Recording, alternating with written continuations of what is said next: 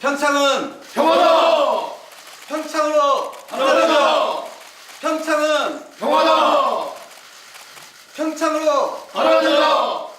어제 평창을 평화로 만들어야 한다는 절박한 심정으로 여야 정쟁 중단 선언을 제안했습니다. 문재인 대통령께서도 2월 임시국회와 올림픽 성공을 위해 여야 협치를 강조하며 여야 원내대표 회동 의사를 밝히셨습니다.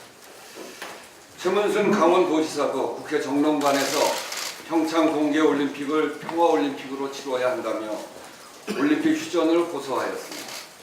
최문순 지사의 호소가 강원도민의 마음이고 온 국민의 바람이며 전 세계의 기대일 것입니다. 그럼에도 자유한국당이 정쟁 중단 선언과 문 대통령의 회동 제의를 이런 지하에 거절했습니다.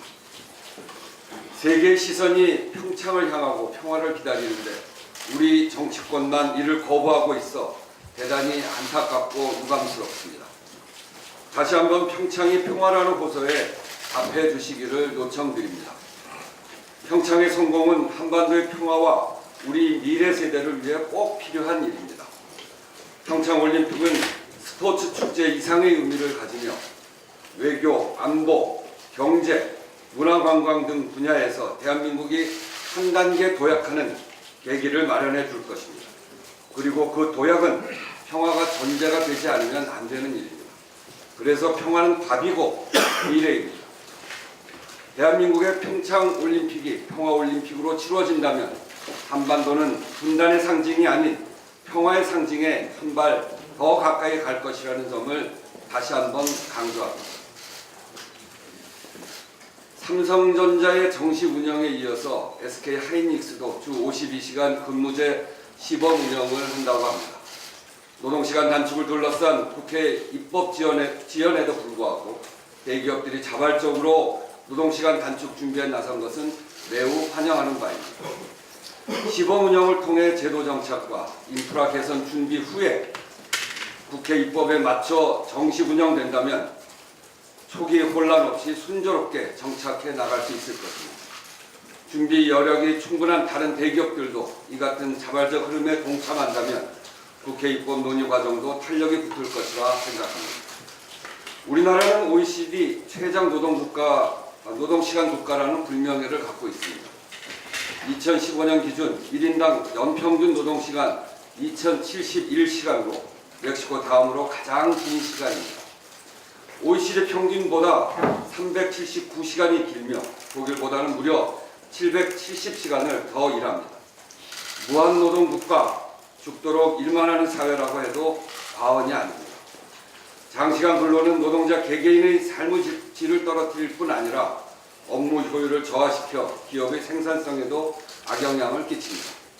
특히 생산직에서는 산재 발생의 주요 요인이 되는 등 개인과 국가적 손실을 초래하고 있습니다. 우리보다 770시간 일을 덜 하고도 세계 최고 생산성을 자랑하는 독일처럼 적정 노동, 고효율을 추구하는 것이 우리 경제 수준에 걸맞는 일입니다. 또한 노동시간 단축으로 줄어든 시간만큼 일자리가 창출될 것이며 노동자들의 여가 시간 증가로 내수 확대에도 도움이 될 것입니다. 실제로 2004년 주 5일 근무제 시행 이후 여가 시간은 10%, 여가 지출은 3%가 늘었다는 조사 결과도 있습니다. 이미 국민적 공감대도 높아서 지난 대선 후보 모두 이를 공약한 바 있습니다. 그러나 제1야당 대표는 노동시간 단축 국회 입법을 목전에 둔 시점에서 이제 와서 공약을 부정하는 듯한 태도를 보이는 것은 유감입니다. 노동시간 단축에 따른 임금을 둘러싼 논의를 두고 대통령이 근로시간 단축하라 했으면 자기 돈을 내서 보전해라 이렇게 상식적인 발언을 하고 있습니다. 홍준표 대표는 노동시간 단축한 만큼 임금을 깎겠다는 생각으로 공약한 것입니까? 그 입장을 분명히 하셔야겠습니다. 아니면 노동시간 단축이 임금 삭감을 불러올 것이기 때문에 계속 장시간 노동을 시켜야 한다고 주장하고 싶은 것인지 만일 그런 것이라면 공약 파기에 대한 대국민 사과부터 하시기 바랍니다. 문재인 정부는 노동시간 단축을 통한 장시간 노동 체제를 해소하고 동시에 영세 중소기업에 대한 신규 채용비, 노동자의 임금 감소분 지원, 세제 혜택 제공 등을 통해 제도적 허점을 빈틈없이 대비할 것입니다. 또한 기업의 생산성 향상을 위한 각종 지원과 제도 정비에도 힘을 쏟겠습니다. 정부와 기업이 이 같은 상생 방안 마련에 함께 발맞추고 있는 만큼 국회도 이를 뒷받침하기 위해 2월 국회에서 노동시간 단축 관련 논의를 속도를 낼 수 있도록 여야가 뜻을 모아주기 바랍니다. 일본 정부가 도쿄에 독도 영유권을 주장하는 전시관을 열었습니다. 일본 정부의 이 같은 태도는 우리나라가 남북 단일팀 구성 등으로 평창올림픽을 평화올림픽으로 만드는 노력에 찬물을 끼얹는 것입니다. 아베 총리가 평창 동계올림픽 개회식에 참석하고 문재인 대통령과 정상회담을 갖겠다고 발표한 지 하루 만에 이런 일을 했다는 것은 국제사회의 책임있는 일원의 자세라고 볼 수 없습니다. 또한 이웃나라 축제를 앞두고 터럭도 건드릴 수 없는 대한민국 독도를 분쟁 지역으로 몰고 가려는 매우 잘못된 처사입니다. 한편으로는 고의로 평창올림픽을 앞둔 시점에서 독도 관련 도발을 함으로써 우리를 자극해서 이를 빌미로 평창올림픽 참석을 회피하려는 의도가 있는 것은 아닌지 의심스럽습니다. 역사적, 지리적, 국제법적으로 소유권이 명백한 우리나라 고유의 영토에 대해 계속해서 억지 주장을 하는 것은 국제사회의 분쟁과 갈등을 조장하는 것이며 동북아 평화를 짓밟는 행위임은 엄중히 경고합니다. 즉각적인 폐쇄 외에 일본 정부가 달리 취할 것을 없다는 점은 분명히 말씀드립니다. 우리 일본 정부가 아무리 우겨도 독도는 대한민국 영토라는 사실은 지구가 태양을 도는 한 바퀴, 지구가 태양을 도는 것과 다르지 않은 진리입니다. 더 이상 손바닥으로 하늘을 가리지 말고 역사 앞에 부끄러움을 알기 바랍니다. 이상입니다. 네, 다음은 김태년 정책위 의장의 모두 발언이 있겠습니다. 네, 반갑습니다. 제 목소리가 5분에 4쯤 돌아왔습니다. 조금만 있으면 원래 낭낭했던 평창올림픽은 한반도와 인류평화에 기여하게 될 것입니다. 성공적인 평창올림픽을 위해 여야 모두의 마음을 모았으면 합니다. 어저께 국정과제 성과 관련해서 하나를 말씀을 드렸는데 오늘 또 하나를 말씀드리겠습니다. 남성들의 육아휴직이 증가하고 있습니다. 지난해 민간 부문의 남성 육아휴직자 수가 12,043명으로 제도 도입 이후에 처음으로 1만 명을 돌파했습니다. 전년도 대비 58%나 증가한 것으로 대기업은 물론 중소기업에서도 남성 육아휴직이 확산된 것으로 나타났습니다. 이는 문재인 정부가 추진하고 있는 육아휴직 활성화 정책이 자리를 잡아가고 있다는 긍정적인 신호입니다. 문재인 정부는 저출산 극복을 최우선 국정 과제 중 하나로 선정하고 일과 가정 양립 지원 차원에서 육아휴직 확대를 위한 다양한 맞춤형 정책을 추진해 왔습니다. 지난해 9월부터 육아휴직 첫 3개월의 급여를 2배 인상했고 올해부터는 아빠 육아휴직 보너스 제도를 확대할 계획입니다. 육아휴직 급여 소득 대체율은 40%에서 80%로 상향 조정되고 또 상한액은 100만 원에서 150만 원으로 상향 조정됩니다. 더불어민주당과 정부는 일하며 아이 키우기 행복한 대한민국 만들기에 더 박차를 가하겠습니다. 육아휴직자가 증가하고는 있지만 아직 갈 길이 멉니다. 당정은 보육에 대한 국가 책임 강화, 일가정 양립 실현을 위한 국정 과제들을 꾸준하게 실천해 나가겠습니다. 제도 개선을 추진하는 동시에 육아휴직 등의 제도를 실제로 사용하는 데 있어서 직장 내에서 어려움을 겪지 않도록 기업 문화를 개선하기 위한 노력도 병행하겠습니다. 가족 친화 인증기업 확산, 일가정 양립, 문제사업장, 근로감독 강화 등 국정과제에 포함된 과제들을 차질 없이 이행해 나가겠습니다. 당정은 앞으로도 출산과 육아가 개인의 삶을 억압하지 않는 사회 환경을 만들기 위해 최선을 다하겠습니다. 쇼트트랙 코치의 심석희 선수 폭행 문제입니다. 이 행정착오로 인한 이 스피드스케이팅 노선영 선수의 출전 무상, 그리고 공정하게 오로지 실력으로 평가받아야 할 국가대표 훈련단 선발에 나이 제한 규정까지 둔 사실이 알려지면서 국민들이 분노하고 있습니다. 빙상연맹 문제가 어제 오늘 이야기가 아닙니다. 2006년 토리노 동계올림픽 쇼트트랙 파벌 논란, 2010년 밴쿠버에는 파벌끼리 밀어주는 짬짬이 파문, 2014년 소치에는 김연아 선수 편파 판정에 대해 전혀 대응하지 못하는 무능한 모습까지 보여줬던 빙상연맹입니다. 문체부와 대한체육회는 지금 쏟아져 나오는 일련의 문제와 관련해 정확히 사실관계를 파악해 빠른 시간 내에 조치해 주시길 바랍니다. 세계인의 축제인 평창 동계올림픽에서 우리 선수들이 훈련에 전념하고 모두 좋은 성적을 얻을 수 있도록 대조직이 또한 만전을 기해 주시기 바랍니다. 아베 총리 방한과 관련해서 한 말씀드립니다.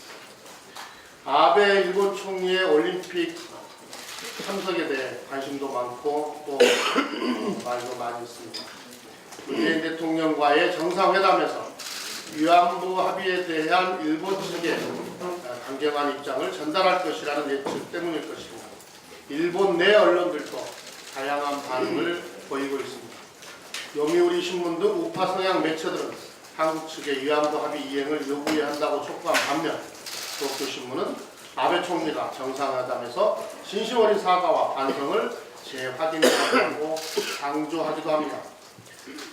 다양한 시각과 의견이 있다는 것은 그만큼 위안부 합의에 대해 양국이 함께 논의할 것들이 더 남아있다는 것입니다. 문재인 정부가 일본이 진실을 인정하고 진심으로 사죄하는 것을 통해서 또 잘못은 바로잡고 관계를 개선하는, 진실을 인정하고 진심으로 사죄하는 것을 통해서 또 잘못은 바로잡고 관계를 개선하는 새로운 접근법을 추진하고 있습니다. 역사적 진실에 입각해서 피해자 중심의 해결을 추진하되 양국 간 또 미래지향적 관계 발전을 병행 추진하고 있습니다. 당정은 전 정부에서 무시당한 국민의 상처난 마음을 더듬고 위안부 할머니들의 명예와 존엄을 회복할 수 있는 실효적인 조치와 대책이 마련될 수 있도록 일본과 대화하고 논의해 나갈 것입니다. 또 촉구해 나갈 것입니다. 일본 정부와 아베 총리도 1mm도 양보할 수 없다는 생각은 버리고 유연하게 위안부 합의 문제에 대해 접근해 주기 바랍니다. 네, 다음은 현안 발언입니다. 우선 국회 평창올림픽 지원특위의 강사를 맡고 계시는 송기현 의원님의 발언이 있겠습니다. 네, 강원 원졸 지역 송기현 의원입니다. 오늘 더불어민주당 원내대책회의에 국회 평창 동계특별위원회 특혜 간사로서 그리고 지난 15년 동안 평창 동계올림픽 및 패럴림픽 준비에 미약하지만 함께 노력한 강원도민의 자격으로 여야 그리고 정부 및 북한 당국의 협조를 부탁드리기 위하여 참석했습니다. 우원식 원내대표는 어제 동계올림픽 기간 동안 정쟁을 멈추고 올림픽 대 성공을 위해 협력하자고 제안했습니다. 개최도시를 대표해서 강원도지사와 강원도 교육감독, 여야 정치권에 동계올림픽 대회 성공을 위해 협조해달라는 요청이 있었습니다. 국민들도 동계올림픽 대회 성공을 위해 정치권의 해묵은 이데올로기 대립은 불필요하다는 목소리가 높습니다. 단일 팀 구성으로 희생을 감수해야 하는 우리 여자 아이스하키 대표팀 선수들도 북한 선수단 합류를 계기로 원팀이 되기 위해 스틱을 더 굳게 잡았습니다. 그럼에도 불구하고 자유한국당은 20년 이상의 역사적 관련을 갖고 있는 단일팀과 한반도기까지도 정쟁의 대상으로 삼고 있는 등 올림픽을 정대화하고 있어서 특히 강원도민들은 걱정이 큽니다. 이제 정치권이 화답해야 할 때라고 생각합니다. 그동안 국회는 2018 평창 동계올림픽 지원 특별법 제정, 동계올림픽 관련 예산 지원, 평창 올림픽 특별위원회 구성 등을 통해서 최선을 다해왔습니다. 이제 결실을 맺어야 할 때입니다. 국회의장님과 여야 대표 및 동료 의원님들께 제안합니다. 국회는 2018 평창 동계올림픽 대회가 국민 대통합의 계기가 되고 평화와 화합이라는 올림픽 정신을 실현하는 계기가 될 수 있도록 평창 올림픽 기간 동안 정치 이념 대립을 자제한다는 내용의 결의안을 채택하여 주시기 바랍니다. 물론 북한 당국도 올림픽 정신을 실현해야 한다는 데 인식을 같이 할 것을 제안하고 올림픽 기간 동안 정치 군사적으로 최대한 협조할 것을 촉구하는 내용도 결의안에 담아주시기 바랍니다. 정부도 남북 단일팀 구성 중에서 소통이 부족했던 부분이 있었다면 지금이라도 더 많이 소통하고 이해 관계자들을 설득하시기 바랍니다. 그것이 나라다운 나라는 것은 이미 모든 국민이 경험했습니다. 다시 한번 호소드립니다. 2018 평창 동계올림픽 개막이 이제 불과 2주 앞으로 다가왔습니다. 전 세계는 대한민국을 강원도 평창을 주목하고 있습니다. 긴장감이 가득했던 한반도와 동북아도 평창 동계올림픽 개막식에서 남북이 하나가 되어 공동 입장하는 모습을 주목할 것입니다. 그 자리에 참석한 세계인과 세계 각국 정상이 모두 기립하여 우리에게 박수를 보낼 것입니다. 그 감격스러운 장면이 공허한 메아리가 되어서는 안 됩니다. 평창 동계올림픽 대회가 더 이상 정치 이념적 대립의 도구가 되어서는 안 됩니다. 여야, 보수와 진보, 정파를 초월해 정치권도 원팀이 되어 2018 평창 동계올림픽 및 패럴림픽 성공을 함께해 주시길 바랍니다. 감사합니다. 예, 다음 현안 발언은 김영진 당 전략기획위원장께서 하시겠습니다. 평창올림픽은 평화올림픽이자 경제올림픽입니다. 평창올림픽을 파탄내려는 자유한국당의 발언과 행위는 평화와 경제를 망치는 일입니다. 강력히 중단을 요청합니다.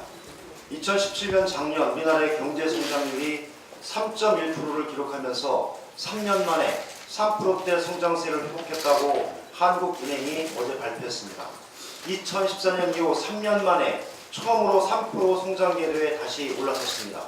민간 소비는 2.6% 증가하였고 설비 투자는 14.6% 오르며 높은 증가율을 기록했고 제조업 성장률은 4.2%로 2011년 이래 6년 만에 최고였습니다. 지난해 역대 최대를 기록했던 수출액은 올해 1월에도 9%를 넘게 늘며 순항하고 있습니다. 그러나 정부 소비, 건설 투자, 서비스업의 증가세가 둔화되었고 원화가치의 상승, 미국의 세이프 가드 등 통상 압력으로 대외 교역 조건에 어려움도 상존하고 있습니다. 크게 보면 이명박 박근혜 정부 시기에 계속된 저성장의 늪에서 서서히 탈출하고 있다는 초기 지표라 할 수 있습니다. 이러한 성장의 모멘텀을 살려가야 하고 그것이 평창올림픽이 될 수 있도록 여야 국민들이 힘을 모아 나가야 할 때입니다. 경제는 신인입니다. 불안정성을 가장 싫어하기에 예측 가능성을 주어야 합니다. 그래서 평창올림픽은 경제올림픽이고 평화올림픽입니다. 평창올림픽을 통하여 남과 북의 대결 구도와 전쟁 위기를 완화하고 평화 국면으로 연착륙시켜내는 것은 경제의 한반도 리스크를 최소화해내고 저성장의 늪에서 탈출하고 있는 우리 경제를 살려내는 보이지 않는 경제 손으로 만들어내야 합니다.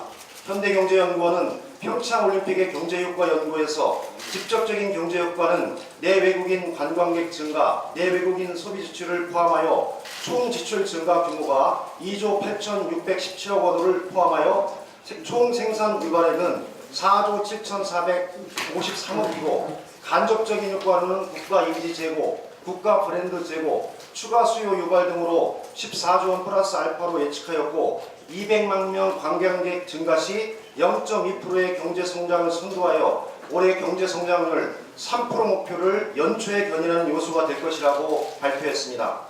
영국 재무부 차관 맨체스터 경제학과 명예교수인 진 오닐 교수가 올 초 세계 경제 동향을 한 언론에 발표한 말인 미국의 리더십 부재로 중동과 한반도에서 문제가 생길 가능성을 결코 무시해서는 안 된다. 이런 문제는 망각으로 해결할 수가 없다. 몇몇 사람이 걱정하는 것보다 모두가 함께 걱정해야 될 문제라고 지적했습니다.